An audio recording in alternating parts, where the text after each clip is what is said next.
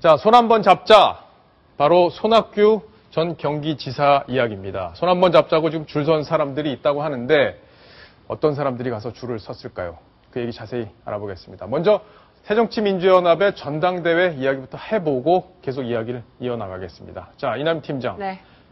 지금 새정치민주연합의 전당대회 누가 나올지 그동안 뭐 말 계속 많았는데 이제 날짜는 일단 잡힌 거죠. 2월 8일로 정해졌고요. 2월 8일이요? 예. 네. 하지만 아직 누군가 공식화해서 출마하겠다라고 선언한 사람은 공식적으로는 없었습니다. 예. 그런데 물밑에서는 작업이 이루어지고 있습니다. 자, 그러면 저는 궁금해요. 네. 과연 문재인 의원 지금까지 나올 것처럼 계속 모양이 이제 잡혀왔는데 실제 나올지 궁금하고 이 문재인 의원의 대항마로 누가 나올지 궁금하고 또 이남희 팀장이 오랫동안 야당을 담당을 했으니까 누가 이길지 요 세 가지를 답을 좀 주시죠. 정말 어렵습니다. 예.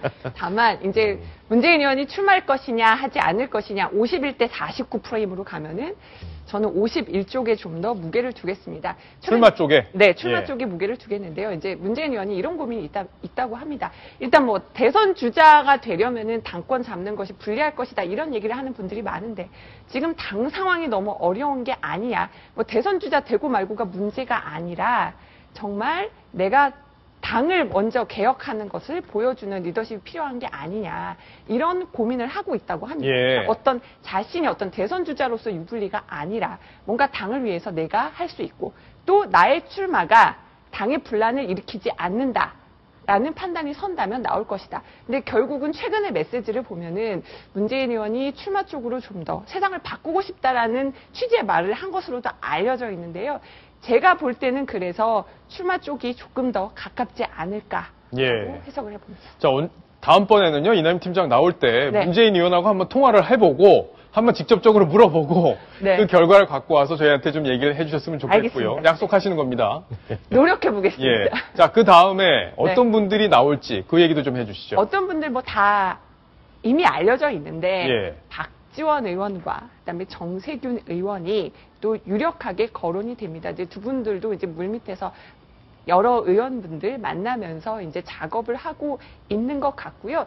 제가 관심을 갖는 분은 바로 김부겸 전 의원입니다. 예. 김부겸 전 의원은 이제 비노 진영에서 계속 어떤 문재인 대항마가 없으니 나갔으면 좋겠다라는 메시지를 꾸준히 전달하고 있고요. 김 전 의원도 지금 자신의 거취에 대해서는 계속 고민 중입니다. 결국 당대표가 되면은 대구에 출마하는 것이 좀 쉽지 않아지기 때문에 왜냐하면은 대구라는 특수성이 여당의 텃밭이고요. 박 대통령의 고향이기도 하고 예. 거기서 어떤 대통령과 각을 세우는 것조차 좀 쉽지 않기 때문에 그러겠네요. 대구라는 지역의 특수성 때문에 당대표를 나가야 되느냐 말아야 되느냐 이 고민인데 만약에 김부겸 전 의원이 나온다면 문재인 의원의 가장 위협적인 대항마가 될 것이다. 이런 관측도 있습니다. 그렇죠. 외부적 관점에서 볼 때 김부겸 카드가 좀 신선해 보이는 게 네. 50대라는 점. 그다음에 문재인, 정세균, 박지원 뭐 이런 분들 다 이미 60, 당대표를 70대, 예, 하셨고 신선함이 네. 좀 떨어지는 부분이 있고요. 정동영 상임 고문도 이미 출마 의사 같은 것들 던져놨는데 뭐 제 생각엔 그렇습니다. 이렇게 출마 의사가 있고 한다면 과연 내가 어떤 정치를 해서 이 당을 그 위기에 빠져 있는 야당을 어떻게 구해내겠다 이런 출사표를 던지면서 예. 그거를 정면 승부하는 모습 그런 모습을 보일 때 오히려 국민들이 더 감동할 수 있지 않을까 그런 생각을 해봅니다. 예. 자, 어쨌든 아까 마지막 질문에서는 답을 안 했는데 누가 이길 것 같습니까? 뭐 문재인 의원이 유력하다고 하는데 네. 또 정세균 의원의 경우는 당에 굉장히 그 정세균계 의원이 많은 점도 예. 장점이고 이제 박지원 의원은 문재인 정세균 의원이 동시에 나오면 표가 갈라지지 않을까 해서 예. 또 박지원 의원이 유리할 수 있다 이렇게도 보고 있기 때문에 사실 예측은 어렵습니다. 예측이 어렵다. 네. 예. 자, 예측은 어떻게 상황이 바뀌느냐에 따라서 아마 예측이 달라질 것 같기 때문에 이남희 팀장도 아마 그렇게 얘기한다 이렇게 볼 수 있겠습니다. 자, 그러면 오늘 아침 신문의 제목에 보면은 손전성시 이런 말이 있어요. 아마 문전성시를 바꿔서 이렇게 네. 한 얘기인 것 같은데 아마 손학규 전 지사에 대한 구애 왜 이렇게 뜨거워지고 있는 건가요? 손학규 전 상임고문 지금 그 전남의 강진에 예. 한 100년사의 제일 꼭대기에 있는 흙집에 머물고 있는데요. 예. 최근에 새정치민주연합의 아주 중진들이 다들 이 손학규 고문을 찾아갔습니다. 그래서 지금 박정원 앵커 옆에 보면은 예. 그 손학규 고문을 찾았던 사람들에 대해서 얘기가 나옵니다. 일단은 저기 그 손학규 고문이 지금 살고 있는 흙집이 나오는데요. 예. 여기가 굉장히 난방도 잘 안 되고요. 뜨거운 물도 안 나오고요. 굉장히 좀 열악한 환경 속에서 이렇게 조용히 지금 하방에서 살고 있다. 지금까지는 이런 이게 얘기가 나오고. 늦가을이기 때문에 아직 영하로 안 내려갔지만 지금 영하로 내려가게 되면 이거 큰일 날 수도 있겠네요. 그렇습니다. 그래서 예. 이제 사모님이 이제 화장실도 내려가려면은 절까지 내려가야 되고 여러 가지 좀 고충이 있다고 하는데요. 일단은 이 흙집에 다녀간 그 새정치민주연합의 주요 정치인들을 소개를 해드리겠습니다. 예. 먼저요, 박영선 전 원내대표. 요즘 갑자기 부쩍 어떤 움직임이 많아졌는데 박영선 전 원내대표가 김영록 전 원내수석 부대표 초대를 받고 예. 그 해남이 지역구인데 이제 해남에 갔다가 손학규 고문을 만났습니다. 네. 하지만 박지원 의원과 정동영 고문을 찾아갔지만은 네. 만나지는 못했습니다.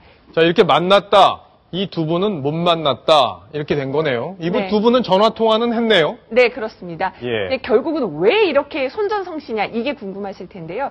손학규 전 상임고문이 그 정계 은퇴를 하고 나서는 손학규계 의원들이 갈 곳이 없어졌습니다. 예. 결국은 전당대회에서 손심을 잡는 것, 결국 손학규계 전 의원들을 잡는 것도 어떤 전당대회의 중요 변수이기 때문에 손학규 고문 찾는 게 아니냐 이런 얘기도 나옵니다. 예, 결국엔 전당대회를 앞두고 나 좀 도와주세요. 이런 메시지를 갖고 갔다. 이런 해석이 지금 나오고 있는 건데, 자, 이 사람들 말고도, 새정치민주연합 사람 말고도 다른 사람들도 손학규 전 고문을 찾는다. 이 얘기는 뭔가요? 있었습니다. 예, 그 신동욱 공화당 총재 기억하실 겁니다. 박근혜 대통령의 여동생 박근영 씨의 남편인데 예. 최근에 손학규 필요한 사람이다.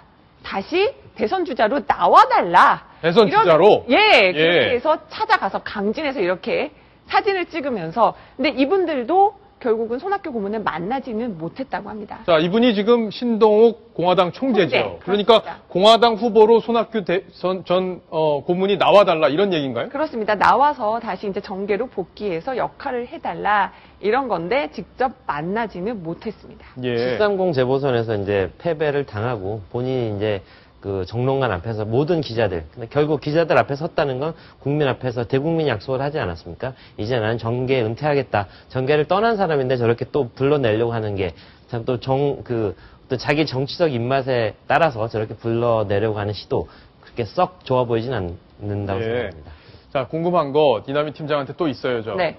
손학규 전 고문이 정치를 다시 복귀를 할 건지 말 건지 바로 이 부분인데 지금까지는 그렇지 않을 가능성이 높은 거죠? 않다고 하고요. 저는 90%로 보고 있는데 왜냐하면 측근들이 어떻게 해도 손학규 고문이 자꾸 이슈화가 되니까 예. 어떻게 하면 언론에 자꾸 등장하지 않을지를 고민하고 있거든요. 그래서 안철수 전 대표 장인상의도 일부러 기자들이 많아서 손학규 고문이 좀 부담스러워하면서 안 갔다 이런 예. 얘기들이 들리는데요.